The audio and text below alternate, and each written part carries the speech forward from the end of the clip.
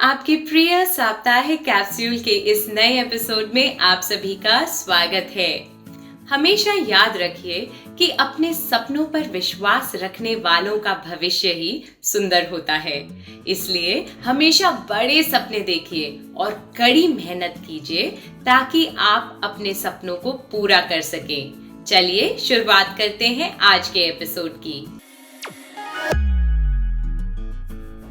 भारत के पहले CDS general Bipin Rawat की एक हेलीकॉप्टर क्रैश में मृत्यु होने के 9 महीने बाद पिछले हफ्ते जनरल अनिल चौहान भारत के नए चीफ ऑफ डिफेंस स्टाफ बन गए।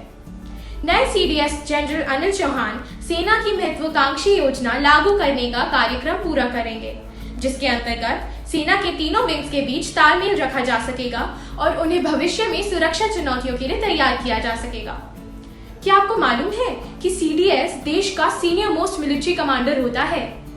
जनरल चौहान चीन के संबंध में एक्सपर्ट माने जाते हैं और टॉप पोस्ट पर उनकी नियुक्ति भारत और चीन के बीच सीमा पर चल रहे तनाव के बीच की गई है। उनकी इस नई भूमिका के लिए उन्हें हमारी शुभकामनाएं। iGraspers यह अकादमी की दुनिया का रोमांचकारी समय है, क्योंकि इसी हफ्ते 2022 के नोबेल पुरस्कारों की घोषणा की गई है। क्या आपको मालूम है कि इन पुरस्कारों का नाम अल्फ्रेड बर्नहार्ड नोबेल के नाम पर रखा गया है? वे एक जाने माने स्वीडिश केमिस्ट थे और डायनामाइट की खोज करने के कारण भी प्रसिद्ध हुए।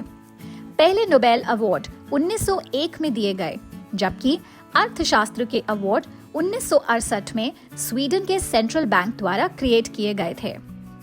इस साल के विजेताओं की सूची में स्वांत पाबो का नाम है। उन्होंने 2022 का यह पुरस्कार चिकित्सा के क्षेत्र में उनकी एक विशेष खोज के लिए जीता, जिसमें उन्होंने यह सिद्ध किया है कि मनुष्य का डीएनए उनके दूर के रिश्तेदारों से मिलता जुलता होता है। Allen aspect, John F clauses और ऑस्ट्रियन एंटन जिलिंगर ने क्वांटम इंफॉर्मेशन साइंस पर अपने काम के लिए फिजिक्स में संयुक्त रूप से पुरस्कार जीता। कैरोलिन आर बटोसी, मॉर्टन मेल्डल और के बैरी शार्पलेस ने भी क्लिक और बाय ऑर्थोगोनल केमिस्ट्री के विकास के लिए केमिस्ट्री में संयुक्त रूप से नोबेल पुरस्कार जीता। एनी अर्नोक्स को पर्सनल मेमोरी पर शानदार काम करने के लिए साहित्य का पुरस्कार मिला। और अंत में बेलारूस के human rights advocate Ales Bialiatski ने इंडिविजुअल कैटेगरी में और Russian human rights organisation Memorial और Ukrainian human rights organisation centre for civil liberties ने संस्थानीय कैटेगरी में पीस प्राइज जीता। दुनिया के पहले ऑल इलेक्ट्रिक एयरक्राफ्ट एलिस ने पिछले हफ्ते सफलतापूर्वक अपनी पहली उड़ान पूरी की। यह फ्लाइट एविएशन एयरक्राफ्ट द्वारा तैयार की गई थी। वॉशिंगटन के हवाई अड्डे से टेक ऑफ करने के बाद यह 8 मिनट तक उड़ता रहा। क्या आपको मालूम है कि एलिस में 9 यात्री बैठ सकते हैं और यह 480 किलोमीटर प्रति घंटे की अधिकतम स्पीड से उड़ सकता है। यह हवा में 2 घंटे तक रह सकता है और इसका कार्बन एमिशन 0 होता है। इसका मतलब यह हुआ कि इससे वातावरण में कोई बुरा प्रभाव नहीं पड़ेगा। बहुत ही ऐतिहासिक घटना है ना? इससे हमारी यात्रा का तरीका हमेशा के लिए बदल सकता है। हाल ही में space.com ने युवा स्पेस एंथुसियास्ट के लिए सर्वश्रेष्ठ स्पेस पुस्तकों की सूची निकाली है। ये पुस्तकें पिछले कई सालों में प्रकाशित हुई हैं। उनकी सूची में पहली पुस्तक विमेन इन स्पेस है, जिसके लेखक कैरन गिब्सन हैं। इसमें उन 23 महिलाओं की जीवनी है जिन्होंने स्पेस एक्सप्लोरेशन के लिए काम किया है। डीके पब्लिशिंग हाउस की a complicated love story set in space, Frank Herbert's 6th book dune saga, the astronomy book और नेशनल ज्योग्राफिक स्पेस एटलस कुछ अन्य पुस्तकें हैं। ये पुस्तकें पढ़कर हमें अपने विचार contact us at iGrass.com पर जरूर भेजें। स्वच्छ सर्वेक्षण सफाई व्यवस्था का दुनिया का सबसे बड़ा सर्वेक्षण है।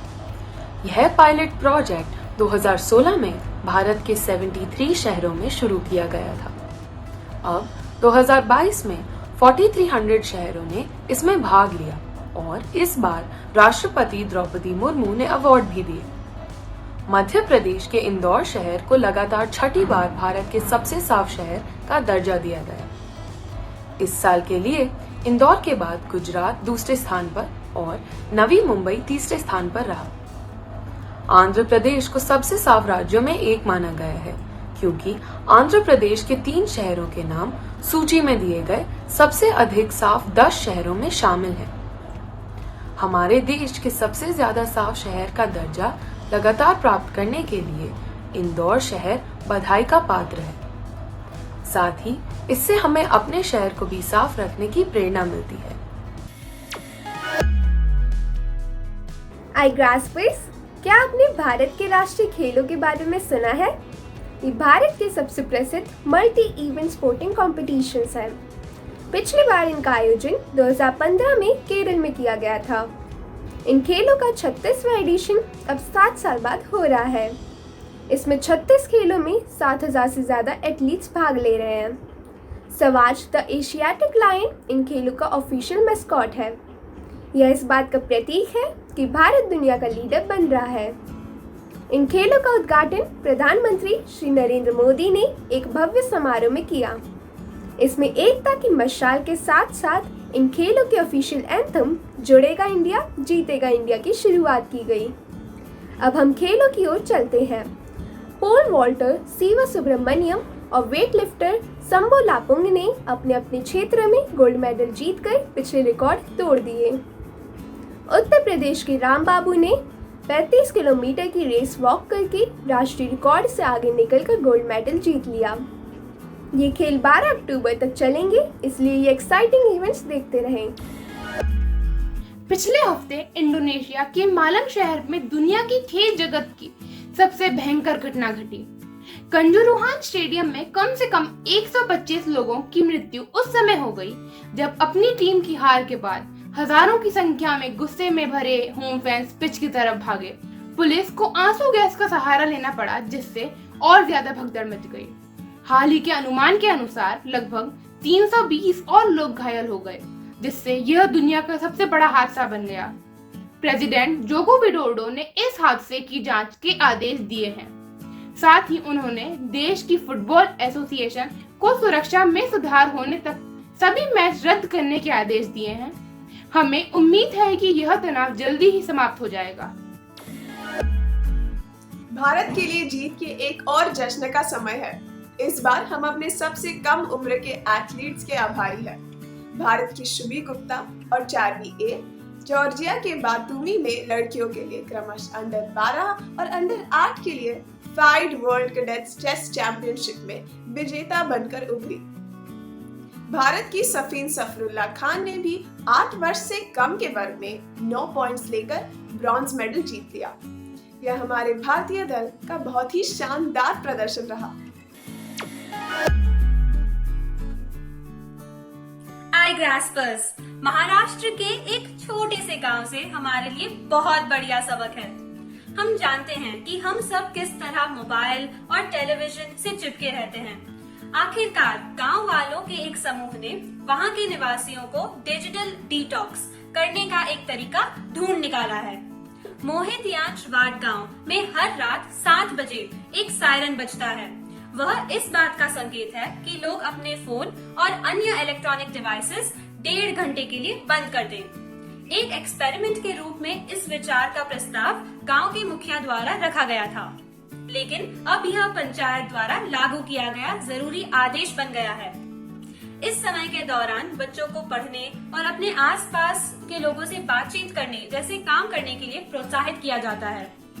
आओ हम सब की यह प्रतिज्ञा करें कि हम अपने घर में यह शानदार विचार लागू करेंगे।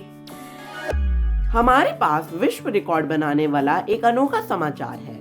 हाल ही में Oregon state university college of engineering द्वारा तैयार किए गए एक रोबोट ने एक बाईपैडल रोबोट द्वारा 100 मीटर की सबसे तेज दौड़ लगाने का गिनीज वर्ल्ड रिकॉर्ड बनाया। कैसे रोबोट ने यह दौड़ 24.7 सेकंड में पूरी की। विश्व रिकॉर्ड बनाने वाला उसका यह वीडियो ऑनलाइन पर वायरल हो गया है। यह शानदार वीडियो जरूर देखें, इससे आपको पता चलेगा कि आजकल रोबोट क्या क्या कर सकते हैं। इस सप्ताह का मुहावरा है पानी पानी होना, जिसका मतलब है लज्जित होना। न्यायालय द्वारा पुत्र की सजा सुनकर माता पिता पानी पानी हो गए। बूझो तो जाने, कटोरे में कटोरा, बेटा बाप से भी गोरा।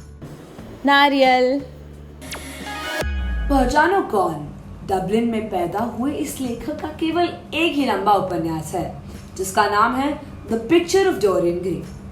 उनका जन्म स्थान 21 वेस्टलैंड रो अब ट्रिनिटी कॉलेज डबलिन है, जहां इंग्लिश पढ़ने और लिखने का केंद्र उनके नाम से है। एंग्लो आयरिश इंटेलेक्चुअल्स का यह बेटा बहुत सी भाषा जानता है। उन्होंने ग्रीक, इंग्लिश, जर्मन और फ्रेंच में अपनी पढ़ाई की है। उन्हें इटालियन और स्पेनिश भाषाओं की जानकारी भी है। उन्हें पहचानना आसान नहीं था, लेकिन ये ऑस्कर वाइल्ड ही हैं। क्या आपको मालूम है कि कॉमनवेल्थ खेल कॉलोनियल लेगेसी के रूप में जाने जाते हैं? ब्रिटिश सम्राट ने लगातार 4 साल के बाद ऐसी प्रतियोगिताएं आयोजित करने का प्रस्ताव रखा था ताकि ब्रिटिश की अलग अलग कॉलोनियों में अच्छी भावना और शांति को बढ़ावा दिया जा सके। भारत ने पहली बार 1934 में इन खेलों के दूसरे एडिशन में एथलेटिक्स और रेसलिंग में भाग लिया था। Quiz time. कॉमनवेल्थ गेम्स के किस संस्करण में पुरुषों और महिलाओं के लिए समान संख्या में पदक स्पर्धाएं आयोजित की गई थीं?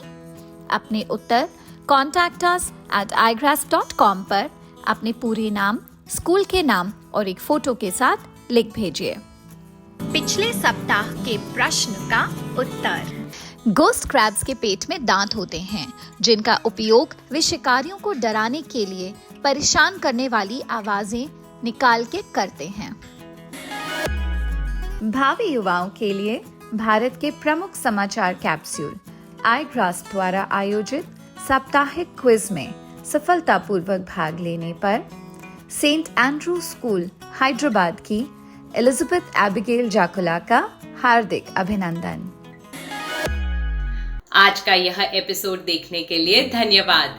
यदि हमारे अंदर अपने सपने पूरा करने की हिम्मत है, तभी हमारे सपने पूरे हो सकते हैं। इसलिए हमें अपनी कोशिश हमेशा जारी रखनी चाहिए। अगले हफ्ते फिर मिलेंगे। नमस्ते।